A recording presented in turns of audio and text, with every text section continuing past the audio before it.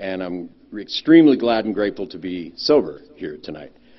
My drinking, let's put it this way, I'm 61 years old, and I have just about 6 years sobriety, and I started when I was 6.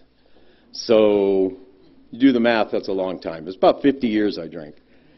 And sadly for me, it was like one of those situations, you know, where you have people doing things to you that you don't want them to do. I think you know what I'm saying. And in order for me to get through it and not have any kind of, you know, bad feelings or whatever, if I started to feel that things weren't right, they gave me medicine. And my medicine was shots of Jack Daniels. So that began at 6. By 7, I was smoking cigarettes, and by 8, I was daily drinking. And I went to grammar school, buzzed most of the time. Middle school, same thing, only by this time, you know, there were a lot of drugs involved. I grew up in the 60s. There was a lot of acid. There was a lot of weird things going on. So, you know, I started on a bad road, and I just kept on that bad road. But as I was saying to somebody earlier, you know, I didn't feel like I had a problem. I just felt like I was partying, you know, and that I was having a good time, and it was getting me through the crap I was going through. And so I basically went into high school thinking that I was perfectly normal, and that it was very normal to do mushrooms and stuff, you know, before you go to class, and smoke all the weed you can, and drink wine, and oh God. So this went on for, you know, all the way through high school, and then I dropped out in my junior year, and I went in the Navy, and I was lucky enough to see Vietnam, and I was there for 8 months, and I went with a friend. We decided to go in on the buddy system. They had that back then. I'm not aware if they still do or not. But we were there for about 2 weeks, and then he got killed. And so I had to go home and tell his parents about it and stuff, you know, because they were neighbors of mine. So meanwhile, the drinking had escalated to the point where I really was messing up in the Navy really bad. I went AWOL a couple of times. I went in the submarine force when I came back. And when you're in the subs, you have a top secret clearance. Or actually, in those days, it was called an SI clearance, which was a step above top secret. And so they trusted you. You know, and here I was driving this multi-million, billion-dollar vessel on hash. And believe me, it was a trip. Good thing for autopilot, you know, because I would literally set it and then just sit there and act like I was driving, you know. And so I did that. And yeah, your tax dollars at work, kids. You know, I bet you'll sleep well tonight. But it was really, you know, I didn't take anything seriously, including my drinking and my drug use and everything else. Like I said, I thought I was just partying. I thought I was like everybody else, you know, because everybody I knew was doing the same thing. And so I got out of the Navy. I didn't get out without a scratch. I mean, I beat up an officer, I went AWOL, I mean, you name it, I did it, and I started my career in the Navy as an E1, which means lowest of the low, and I got out 4.5 years later, an E1. So I didn't make it very far, but I did make it to an E4, and that was right about the time I got busted for drugs over in Italy, and there were 13 of us that got nailed. We were called the Dirty Dozen plus 3, or plus 1. Plus 3. Never was good at math.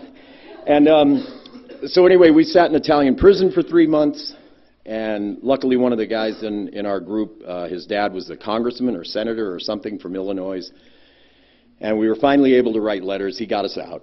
And so that's where my career in the Navy went south. I lost my SI clearance. I was no longer allowed on submarines. No more driving on hash. So I was pretty bummed out, and I just had a really bad attitude. So I got out in 1978, and I was married in 77, and I had 3 kids by 1980. I had 3 kids. And that's when I decided that I needed a break. You know, I needed to get out and find myself and try to get my stuff together. So I told my wife, I said, listen, I got to go. You know, I gotta figure out what I'm going to do with my life. which was really kind of odd to tell your wife with 3 kids, you know, but I did. I left. God bless her for letting me do that. And I ended up in Connecticut, and I stayed out there for about 4 years. On and off, I'd come home. But meanwhile, my drinking, my drug use went through the ceiling. I came back, and I was in a band. I was a musician, still am. And we recorded a CD, and we got some record interest, some label interest. And we went to a meeting in L.A., and the guy said, you know, your music is good. It's not great, but it's good.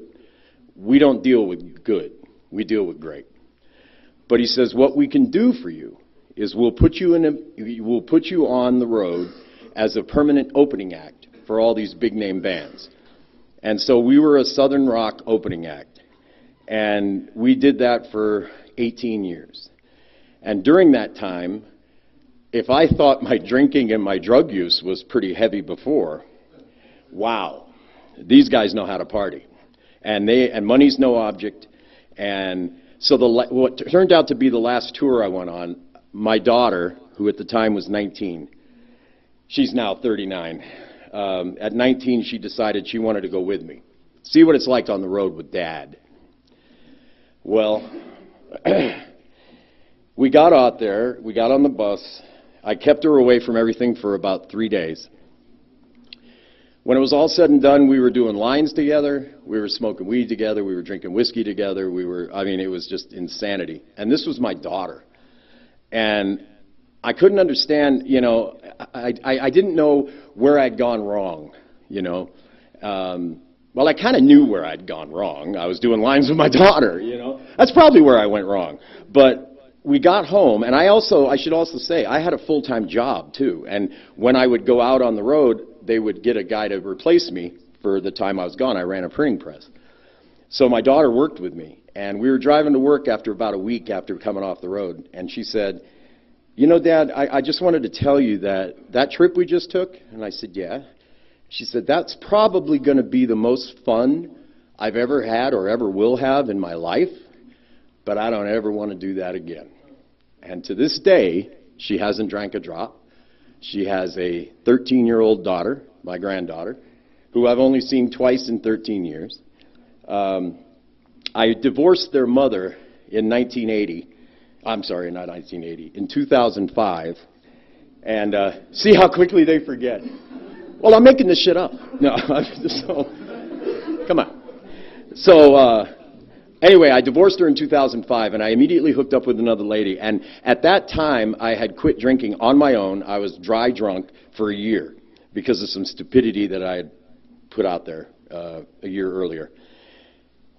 So I met this woman, and I immediately fell in love with her, and I moved in with her, and she was a raging alcoholic. And within 2 weeks, I was back to a half gallon of whiskey a day. And I stayed that way. That was in 2005. I quit drinking in 2013. And I stopped working in 2007 because of some disability issues. I have PTSD, I have chronic neck pain, I have all these things. And it was determined that I wasn't able to actually keep my job anymore, which was great because they paid me to stay home and get drunk. And that's what I did. And in 2012, Christmas Eve, my girlfriend at the time, was not the same alcoholic lady. She, by the way, tried to have me killed, and that's not an exaggeration. She really did, which was odd. And we still talk. I just talked to her the other day on Facebook. Go figure. You know, so anyhow, 2012, Christmas Eve, my girlfriend threw me out of the house because I lied to her about drinking. And I had all my worldly belongings in my '94 Chevy Suburban. And I went to my buddy's house down at the river up in Columbia, California. And Christmas Day, we ran out of whiskey. We had beer. We didn't have any whiskey. And that wasn't going to work for me. So I got in the van and took off, or the Suburban took off, and drove over a cliff. And I say a cliff. It was a hill about that steep. Trees, everything. I went down 200 feet. I was thrown out at 200 feet. All of my worldly belongings were thrown out at 200 feet and on the way down, and my clothes were all on hangers. So they were all hanging in the trees and shit, you know. It looked like somebody was doing laundry down there, all the way down the side of the hill, all my music equipment, everything. And I somehow managed to get out of that car. I had a seatbelt on, it was raining, I had the windows up, and God decided it wasn't my time yet. So I had 8 broken ribs, a collapsed lung, and a screwed up knee, but I was alive. And somebody saw me go over, they called the police, and they came and got me. It took them 3 hours to get me out of there. Never have seen my car since, it's still down there. Some friends went and got most of my stuff, but that wasn't enough to stop me. 3 weeks after that, I had not drank for 3 weeks, swore up and down that that was it. My ribs were killing me, but at the end of 3 weeks, I didn't have any pain anymore. God removed the pain. And by removing the pain, he reinstilled the compulsion to drink, and I started again until May 3rd. And that's when I decided I'd had enough. And I called my counselor, and I said, look, I don't know what the fuck is wrong with me, man, but I can't stop drinking. And the next day I was in a rehab, well, not in the rehab, I was in a mental ward for 3 weeks. And then I was in the VA rehab for 28 days. Not had a drink since, and that is since May 3rd, 2013. So I'm coming up on 6 years. But I'm here to tell you guys, when I look around here and I see the median age of this group, you know, and when I was your age, it's like I said earlier, I felt like I was just partying, man. I was just having a good time, you know. And it boggles my mind to see young people in here. It warms my heart. It doesn't boggle my mind. It warms my heart to see you guys on a road to a decent life, man, you know. And I wish, I mean, I wouldn't take it back. I can't take it back. I know better than that. But I can tell you that it does get better. I've had more blessings thrown my way since I decided to move here 2 months ago. I'm now a counselor at the Prescott house, which is unheard of. I just bought a new car today. You know what I'm saying? I mean, I'm out of my mind with gratitude, and just, it's unbelievable. So all I'm going to say, man, in closing is that, you know what, man, God bless you guys. Stick with it. Don't let anybody tell you that it's not going to work, because it will if you work it. And that's it, man. Stay sober. Keep coming back.